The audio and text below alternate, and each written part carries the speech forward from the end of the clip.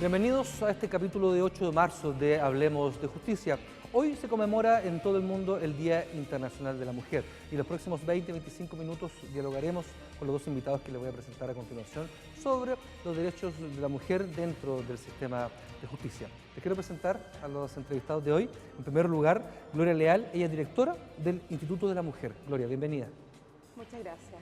Y también José Pérez, juez del Séptimo Tribunal de Justicia Oral Penal de Santiago. Lo mismo, magistrado. Mucho gusto. Queremos invitarlos a ver una nota introductoria sobre hoy, 8 de marzo, sobre el Día Internacional de la Mujer, para luego pasar a responder las consultas que los usuarios de redes sociales están realizando para que ustedes puedan respondérselas. Perfecto. Los invito a ver la nota introductoria. Aún no existe consenso entre los historiadores sobre el origen, por qué el 8 de marzo es el Día Internacional de la Mujer. Para algunos, su origen es el incendio de una fábrica donde murieron más de 100 mujeres que protestaban contra sus condiciones laborales, pero otros aseguran que no existe documentación sobre tal episodio ni que este marcara el Día Internacional de la Mujer. Lo que sí es cierto es que fue a inicios del siglo XX cuando en Estados Unidos y Europa comenzaron los primeros movimientos feministas. El Partido Socialista Norteamericano fue pionero en instaurar el último domingo de febrero como el Día Internacional de la Mujer en honor a las trabajadoras textiles. Al año siguiente fue el turno de Europa. Copenhague, Dinamarca, fue el lugar escogido para la reunión de 100 mujeres provenientes de 17 países. Sus derechos y el sufragio femenino universal fueron los dos tópicos más importantes. El día, un 8 de marzo. Misma fecha que se repitió para conmemorar este día durante los años previos a la Primera Guerra Mundial. Millones de mujeres salieron a las calles en Alemania, Austria, Dinamarca y Suiza. En 1917, también un 8 de marzo, 2 millones de mujeres protestaron en Rusia por la cantidad de muertos debido al conflicto bélico. Antecedentes que se mezclan para explicar que en 1975 las Naciones Unidas determinaran el 8 de marzo como el día para celebrar a las mujeres de todo el mundo y reconocer su lucha en pro de la igualdad, la justicia, la paz y el desarrollo. Ahí estaba la nota que nos daba el pie para la conversación. La nota se basaba principalmente en hechos internacionales que movilizaron, ¿cierto?, a las distintas decisiones internacionales sobre la mujer. Quiero preguntarle primero en Chile, ¿cuál es el origen de este cambio cultural en torno a los derechos de la mujer y cuál es su evaluación sobre cuál es la situación actual de los derechos de la mujer en nuestro país? Principalmente viene desde las luchas desde Europa, desde Estados Unidos, en este marco de conceptualización de lo que se acaba de presentar. Principalmente en Chile, en el año 1936, el 8 de marzo, se empezó a conmemorar el Día Internacional de la Mujer. Perfecto. Y ese fue promovido por el Movimiento Pro Emancipación de la Mujer Chilena, el MENCH, en el año que empezó a trabajar por los derechos, el derecho político, el derecho a voto principalmente en las mujeres. Entonces la primera conmemoración en Chile fue el 8 de marzo de 1936 y eso responde a las necesidades y a las luchas de las mujeres por ganar derechos civiles y políticos. Y posteriormente vamos ganando otros derechos, pero también van de la mano con lo que va sucediendo en el mundo. ¿La situación actual? Después de ese 8 de marzo del 36, ¿cómo evalúa la continuación de estas luchas? Yo, en mi opinión, principalmente y desde mi organización, que es la cual represento, y que también somos parte del movimiento de mujeres y el movimiento feminista de Chile, podemos comentar que acá en Chile los derechos humanos de las mujeres son bastante lentos. Entonces, si hacemos un análisis de que el derecho a voto, recién fue en el año 1939 y recién pudimos votar por primera vez el año 52, en la elección del 52. Entonces, recién tuvimos ley de cuotas el año pasado, entonces, el 2016. Entonces, en derechos humanos de las mujeres es bastante lento la apreciación. ¿Magistrado en el sistema de justicia? Usted trabaja en el área penal, pero en general obedece y uno puede apreciar también la misma lentitud en la incorporación, porque si bien el artículo 5º de la Constitución Política de la República hace como leyes todos los tratados internacionales que están ratificados por Chile, que se entienden vigentes, por ejemplo, lo que es la Convención de las Naciones Unidas para promover evitar todo el menoscabo y buscar la igualdad y protección hacia las mujeres, demoró más de 10 años en que sea promulgada acá en Chile. Después la Convención de Pará, también de Belém de Pará, en un estado del norte de Brasil, también demoró muchos años. Recién en el año 2005 tuvimos la dictación de la ley 20.066, que sanciona la violencia intrafamiliar y busca proteger principalmente a toda la familia. Concretamente, y seamos honestos, es a la mujer y a los niños, claro, los que más sufren, los que se llevan la peor parte. Recién en el año 2010 tuvimos la dictación de la ley que crea el femicidio. Entonces, es cierto, o sea, hay una lentitud también jurídica, tal vez por la forma como tiene de dictarse la normativa nacional vigente, que corresponde también y uno puede ver reflejado esa lentitud. Como les contaba al comienzo, ¿quieres decir algo? Sí, por supuesto.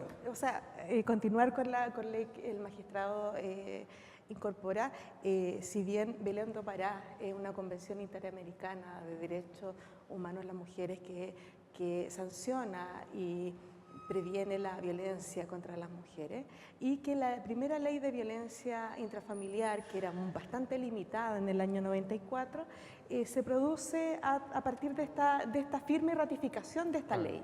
Entonces, claramente es lenta, que la modificación después del año 94 vino a ser recién en el 2005, donde se incorpora otras formas de... Se regula más organizadamente mediante la dictación de la ley 20.066. Claro. Antes estaba radicado incluso la tramitación de causa de violencia intrafamiliar en los juzgados civiles. Claro, incluso que lo que nosotras nos encontramos, que lo que dice el magistrado, es que solamente las relaciones de matrimonio en ese minuto estaban incorporadas. Por eso habían otras formas de hacer familia que no estaban siendo incorporadas. Consideradas dentro de la legislación. Claro. Como les contaba, los usuarios de redes sociales del Poder Judicial están viendo este programa, escriben para que ustedes respondan las consultas que tienen sobre este tema, que es el Día Internacional de la Mujer. Les quiero invitar a ver la primera pregunta de redes sociales en el Poder Judicial. Pía Rodríguez, ¿cuál es la principal vulneración de derechos que sufren hoy las mujeres en Chile? Utilizando el hashtag PreguntaPejutTV. Gloria, ¿qué cree usted a nivel global? Yo creo que la principal vulneración de derechos es no tener una vida libre de violencia. La violencia contra las mujeres sigue siendo una de las principales violaciones a los derechos humanos, y el Estado y el Poder Judicial y las instituciones todavía no nos han dado esa protección, ¿ya? Y esa es nuestra principal vulneración de derechos. Después hay otros derechos también que también se vulneran, algunos derechos, por ejemplo, los derechos sexuales y reproductivos, al aborto en todas las causales, como lo indican recomendaciones internacionales, como la CEDAW, principalmente, que recientemente se hace la presentación ante el Sistema de Naciones Unidas. Pero si tenemos que tomar estos derechos en este programa, principalmente, ¿cuál sería la primera vulneración? ¿Sí? El derecho a la vida, en términos de el derecho a la vida de que no haya más femicidios, que más mujeres ni niñas tengan violencia sexual, que sean agredidas, que las mujeres nos sentamos protegidas en este país. Magistrado, dentro de su espacio de trabajo, ¿cierto?, que son los tribunales orales, ¿cuáles son las principales vulneraciones que llegan para que ustedes lo resuelvan? En materia penal, las principales vulneraciones hacia las mujeres son las agresiones, o sea, claramente lesiones graves, menos graves, pero mucha violencia física. También nos llegan las amenazas. O sea, esto de resolver las cosas simplemente por la vía de la imposición de la fuerza. Y yo creo, concordando con lo señalado por Gloria, pero creo que todo esto radica en la vulneración de un derecho básico que consagra la Constitución, que hombres y mujeres son iguales en sus derechos. Y parte también todo esto, o sea, la violencia en sus distintas formas contra la mujer, o en la vulneración de todos los derechos de la mujer, porque el hombre no reconoce a la mujer como una persona en igualdad de condiciones, de derecho, y se cree con una superioridad que le permite imponer una violencia económica muchas veces, una violencia sexual, la violencia física, psicológica, moral. Entonces hay que realizar una concientización hacia todo el mundo de que somos iguales. Yo creo que por ahí también parte el desequilibrio. Así es.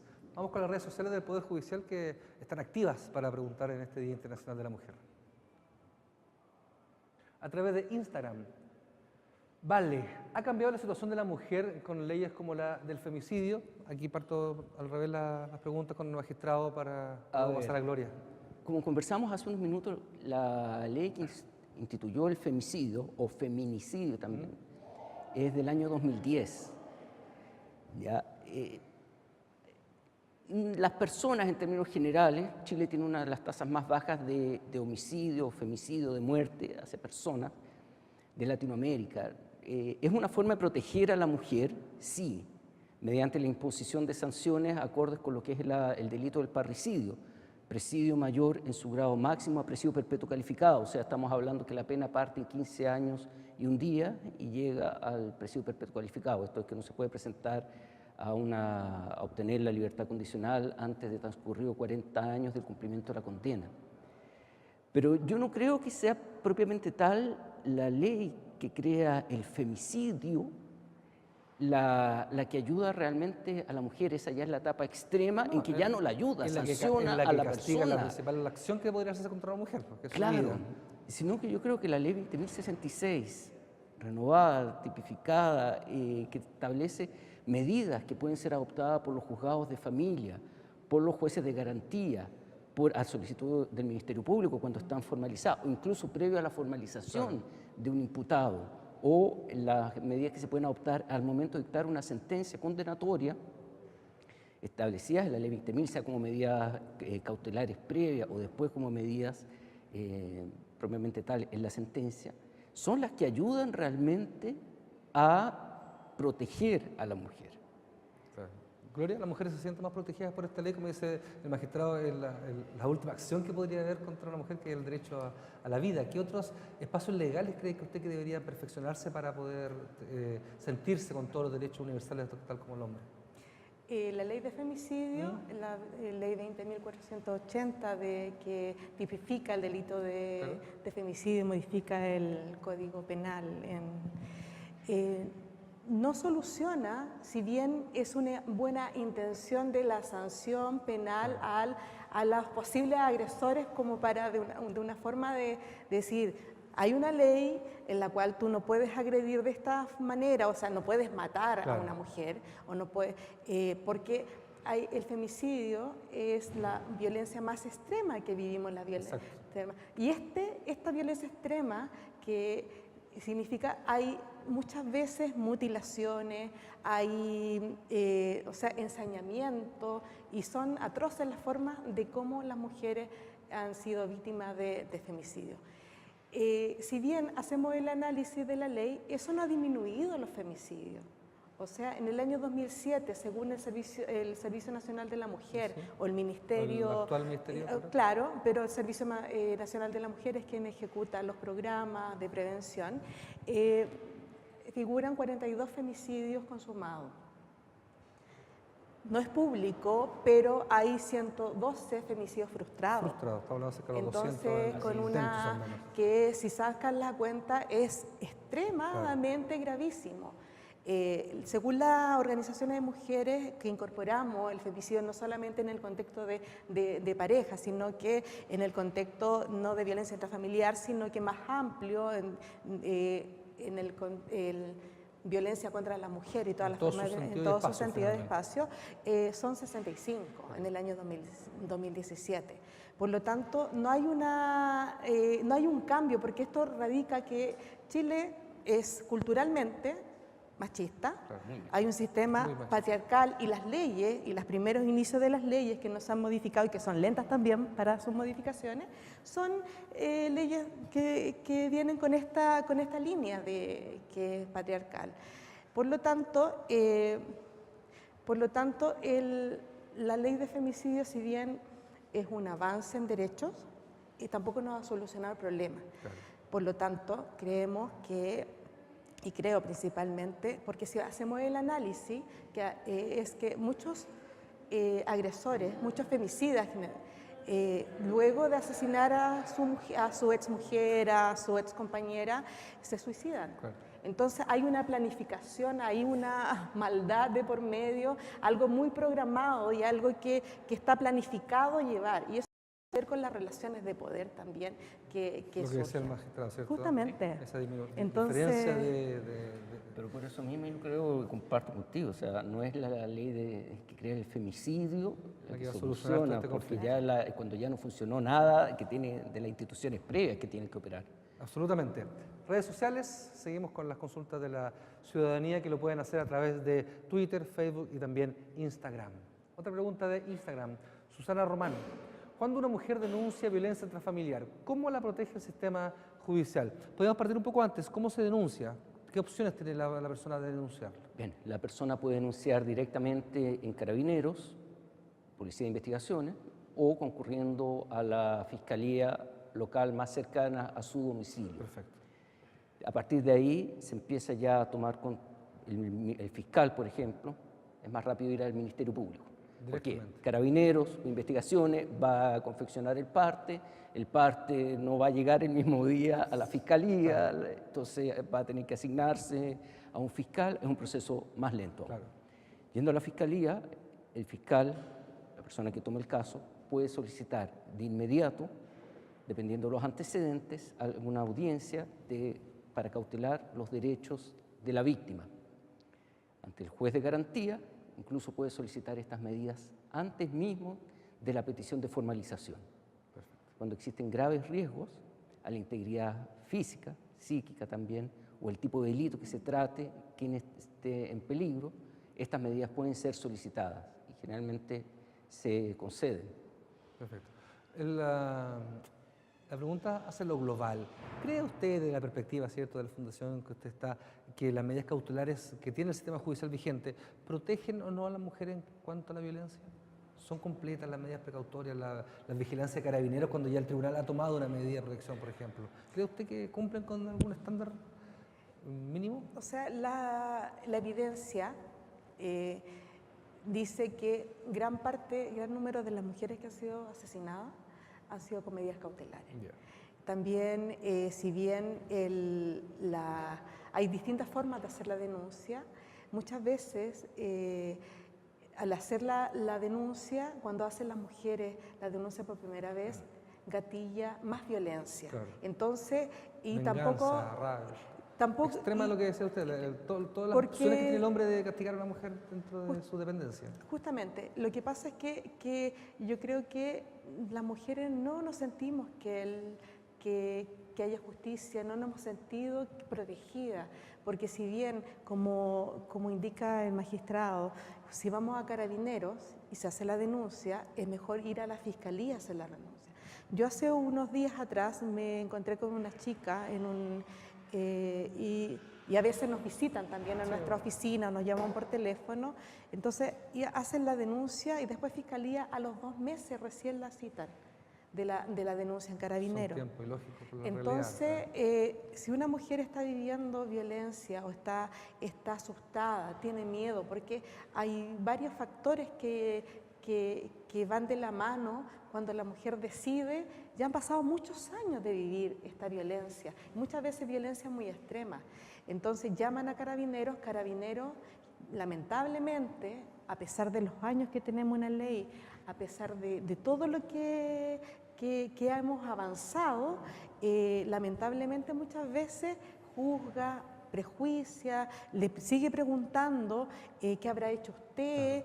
En sectores rurales es mucho peor cuando los carabineros conviven mucho con la población. No, váyase para la casa si estaba borracho. Entonces los atenuantes a la violencia. Ustedes, en su casa, claro, dentro, entonces por lo tanto la protección en sí no es real. En términos, yo conversé un día con un carabinero y me dice, la Fiscalía me manda medidas cautelares, pero tengo 20 carabineros en la comisaría para todo y tengo 1.500 medidas cautelares por cautelar, obviamente, Sí, obvio, por sí. ir. Entonces no nos tengo da, cómo hacerlo, claro. no se ha avanzado en ese ámbito de la protección.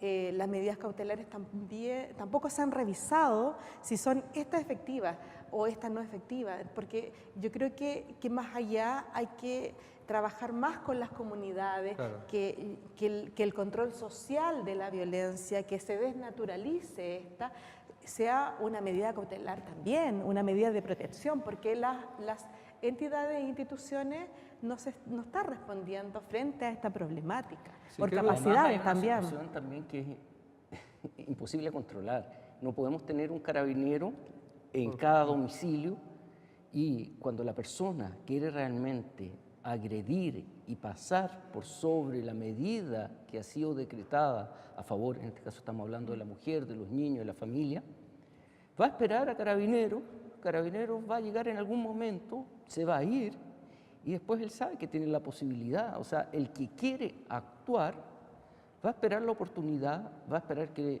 salga a comprar el pan en la mañana, que vaya a dejar a los niños al colegio, y va a buscarse él la oportunidad de encontrarse y de poder acceder a la mujer, en el tema de lo que estamos hablando, sin que ya ninguna medida pueda ser eficaz. Sí, quiero preguntarle de eficiencia de algunas políticas que se han utilizado, por ejemplo, el control telemático, las tobilleras para medidas cautelares en violencia intrafamiliar, y también las políticas asociadas a casas de acogida o cuando el Estado, ¿cierto?, saca a la mujer del lugar del conflicto y se la lleva para protegerla en otra instancia. No son políticas públicas establecidas, pero ¿funcionan, no funcionan? Le pregunto a los dos, cada uno en su área. A ver, ¿Cree usted que puede ser la el solución? monitoreo telemático funciona. Ya. Tiene un rango en metros que es muy aceptable. Sitúa a una persona en 5 metros o 10 metros, por lo tanto, si se determina un rango de exclusión, por ejemplo, algunas de las normas que pueden ser decretadas a favor es que la persona no se aproxime al domicilio, lugar de trabajo o lugar donde concurre habitualmente, en este caso estamos hablando de la mujer a menos de, qué sé yo, 100 metros se puede fijar.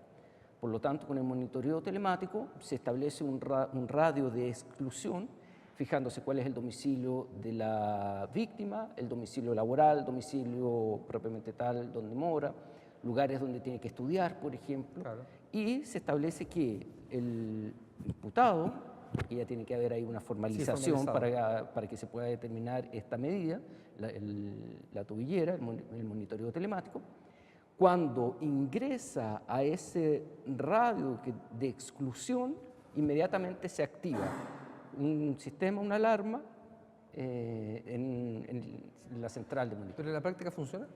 Sí.